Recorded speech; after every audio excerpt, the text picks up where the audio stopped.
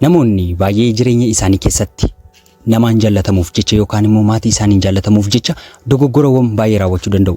Inni illee jireenya keenya keessatti waa'ee keenya dhimma keenya guutummaa guutuutti namartii dabarsinee haasa'uun jireenyi akka inni nutti ta'u taasisuu danda'a. Kanaafuu wantoota tokko tokko iccitiitiin qabachuun barbaachisaadha. Jireenya keenya keessatti wantoota nuti dhoksuu qabnu muraasa isaa wal faana ilaallu.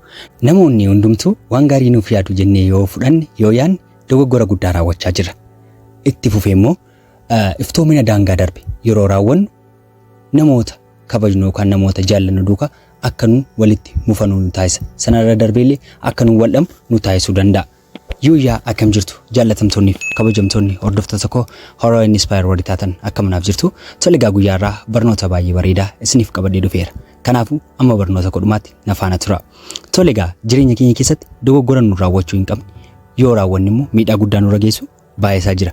Karaa biraa immoo namoonni wantoota nuun itti haasofne fayyadamuun nu dadhabsuu danda'u. Yeroo isaaniitti fayyadamuun akka nuun dadhabnu akka nuun gadi ilaallu nu taasisuu danda'u. Kanaafuu wantoota taasisuun addaan baasnee beekuun barbaachisaadha. Yeroo isaan itti fayyadamanii yookaan immoo wanta nuun itti haasofne sana fayyadamanii xiinsammuu keenya yookaan immoo qaama keenya illee miidhaan ni jiraata. Kanaafuu of baruu qabna. Gowwummaa keessaa of ilaaluu qabna jechuudha. Jireenya bareedaa jiraachuu yoo feete jireenya bareedaa jiraachuuf hubannoon barbaachisaadha. Innis icciitii ofii qabachuudha. Dhugaadha. Kana raawwachuun xiqqoo ulfaachuu danda'a. Garuu immoo icciitii keessaniif haala kamiin akka qabachuu qabdaniif galma keessan ga'uuf wantoota isin barbaachisan torban wal faana ilaalla. Amma viidiyoo kana dhumaatti na faana tura. Toligaa tokkoffaa irratti hin argamu icciitii milkaa'ina keessanii tasumaa hin himinaa.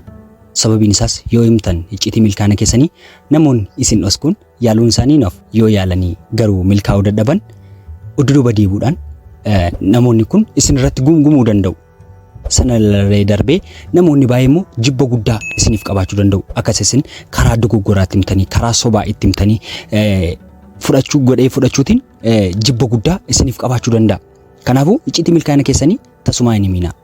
Inni siif milkaa'e kun carraan keetti fayyadamtee milkaa'inni siif ta'e kun isaaf ta'uu dhiisuu danda'a. Yeroo kana immoo siif haala guddaa qabaata, jibba guddaa qabaata. Kanaafuu yoo ammasii danda'ametti icciitii milkaa'ina kee nama kamittuu hin himin.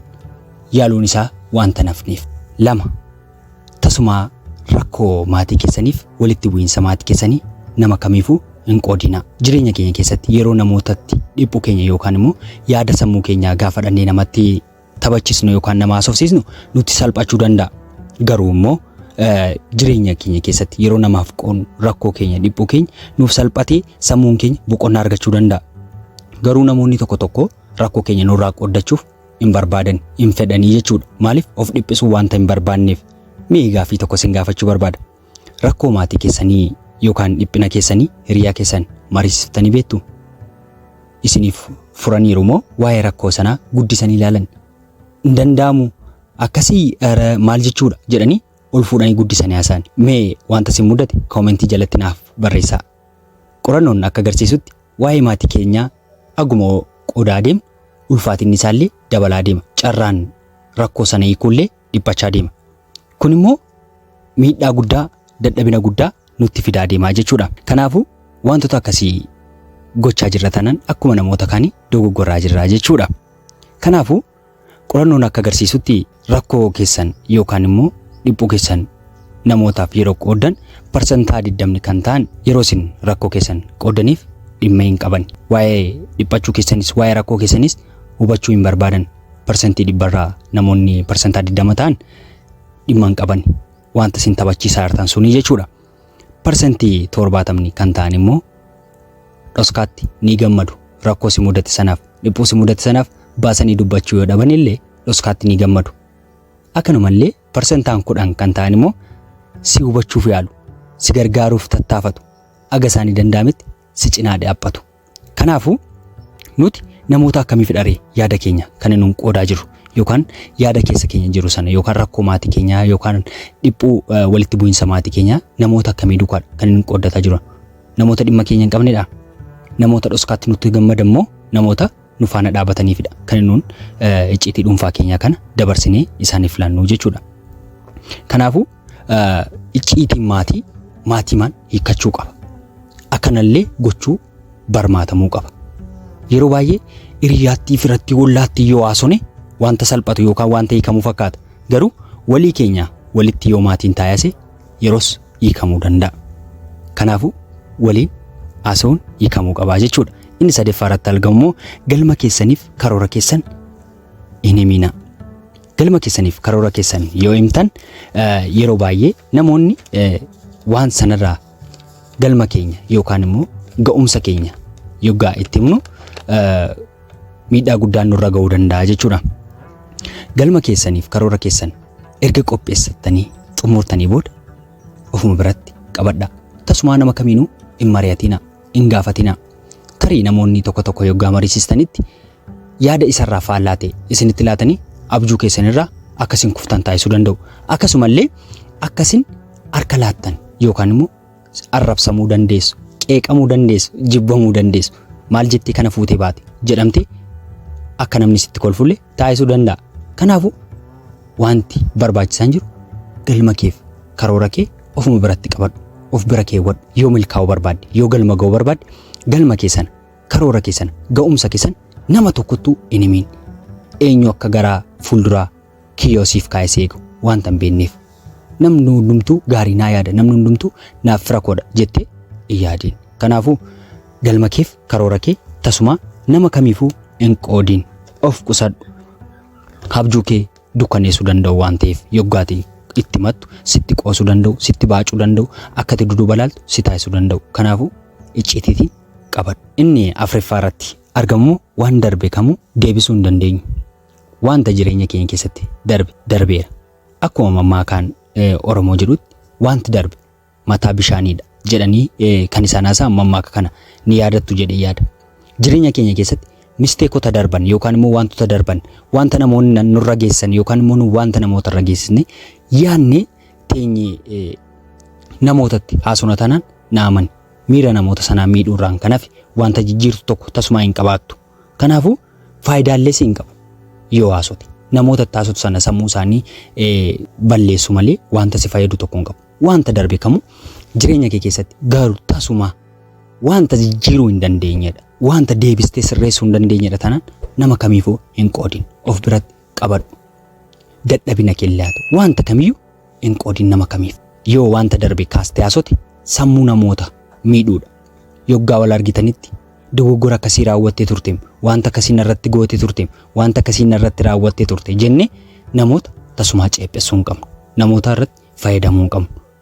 Sababiin isaas waa jijjiiruu sababa hin dandeenyeef. Kanaafuu irraa of qusadhaa. Inni shanaffaa irratti argamu waa'ee namootaa utuu addan baasii yookaan osoo hin qulqulleessiin haasa'uu yookaan murteessuurraa of qusadhu. Jireenya kee keessatti waan jettee kan namni dubbateen fiddee yoo odeessite tarii sobatee si qaanessuu danda'a. Akkas jechuun immoo akka ofitti ceephotu, akka ofitti qaanotu si taasisuu danda'a. Kanaafuu wanta namni fidee si taasise tokko otoo adda dhugummaasaa maalummaasaatuu adda baastee hin hubatiin, eenyummaa namaatu adda baastee hin hubatiin dabarsitee hin haasa'in. Sobduu ta'uu dandeessa, jibbamuu dandeessa, hin taphatiin. Sababiin isaallee namoota biroo duukaa akkati walitti dhufeenya gaarii hin qabaanne si taasisuu danda'a. Kanaafuu waa'ee namaa haasa'uun dhimma kee miti, sin ilaallatu. Waa'ee namtichaa waa'ee namtichaati. Dhimma kee waanta hin taaneef teessee yeroo kee gubdee irratti ofii hin qabiin. Kanaafuu yeroo jireenya kee keessatti wanta yeroo irratti dabarsitu baay'ee qabda. Hojii kee irratti, milkaa'ina kee irratti, karoora kee irratti yeroo kee dabarsi. Wanta sin jijjiir, wanta sin fayyan waa'ee namaa teessee haasa'uutiin, waa'ee namaa osoo addan baafatiin taphachuu keetiin wanta jijjiirtu hin qabdu. Sababa kanarraa kan ka'ellee namoonni hoduu tokko dhufanii si taphachiisuu illee ta'ee si mariisisu hin barbaadan. Amantee sirraa dhabu, sirratti of amanuu sodaatu. Kanaafuu jireenya kee keessatti osoo addan baasin, osoo hin hubatiin tasumaan haasa'in. Hoduu kamillee haa ta'u. Kanaaf namoonni akkasaan isin irratti namanni sin taasisa waan ta'eef tasuma osoo hin qulqulleessin, osoo hin hubatiin waa tokko haasa'uurraa of qusadhu. Inni ja'affaa irratti argamu namootaaf harjoomtu. Wantoota namootaaf harjoomte kamuu icciitiin qabadhu. Namoota dadhaban baay'ee gargaarteetti ta'uu danda'a. Namoota kufanii jiraniif irkootaatiitti ta'uu danda'a. Namoota beela'anii jiran baay'ee nyaachisteetti ta'uu danda'a. Isaan kanneen icciitiin qabadhu. Na argii yookaan immoo namni naaf haa dhaga'u osoo hin taane kan keessa keerraa madde ta'uu qaba. Wantoota gochuu qabdu. Yeroo baay'ee na argiif namoonni godhan jiru. Ana baluuf akkas godheera, abaluuf akkas jijjiireera, abaluuf akkas godheera, abaluuf akkas godheera jedhanii kan isaan haasaan baay'ee dhageenya. Kun immoo namoota biratti akka ati jibbamtuuf, akka ati tuffatamtu si taasisa. Kanaafuu waan namaa gootu kamuu piraayiveetiitiin, dhoskaatiin godhi. Yoo raawwatte illee nama kamittuu hin haasa'in. Wanta gooteef gochuu waan qabduuf goote. Kanaafuu wanta goote kamiinuu namatti hin haasayatiin. Inni torbaffaaf inni dhumaa immoo dadhabina kee haala kamiin yeroo kamitti nama kamittuu hin himiin. Sababiin isaas hiriyaati har'a na duukaa jira jettee itti icciitii kee haasotu yeroo kamitti akka inni diina kee ta'ee karaa taa'ee si eeggatu hin beektu waan ta'eef. Icciitii kee dadhabina kee tasumaa nama kamiifuu hin qoodin. Hiriyaan hanga dhumaatti nama duukaa jiraatu baay'ee dhiphaadha waan ta'eef. Kanaafuu icciitii kee yoo barbaaddan namni kamuu haala kamiinuu icciitii kee yoo bare iddee kamitti haala kamiin yeroo kamitti akka si miidhuu danda'u aangoo dabarsitee laatteettaaf jechuudha. Sirratti aangoo qaba. Sirratti an barbaade raawwachuu danda'a. Kanaafuu icciitii kee haala kamiinuu haa ta'u nama kamittuu eenyutu hin himiin. Dadhabina kee iddee itti dadhabina qabdu nama kamiifuu hin qoodin. Saatiin itti fayyadamee yaadumati yookaan wanta itti mariisiste yookaan wanta itti haasofsiiste sanan yeroo kamitti akka inni mataa kee facaasu hin beektu waan ta'eef icciitii kee eenyuufuu hin qoodin. Hin barbaachisu eenyuufis qooduun. Kanaafuu dadhabina kee iddee kamitti dadhabinni kee akka jiru iddee kamitti akka misteekii qabdu tasumaa nama kamiifuu hin qoodin. Dhugaan siin jedha. Wantoota nama siin jedhe torban seeraan fayyadamtiinaan jireenya kee keessatti jireenya fooyya'aa jiraatta. Jireenya gammachuu qabu jiraatta. Kanaafuu barnoonni kun isinitti tolee like, share, subscribe gochuun maatii keenya ta'uu dandeessu. Akkanumallee namoota jaallataniif qooduu dandeessu. Turtii gaarii.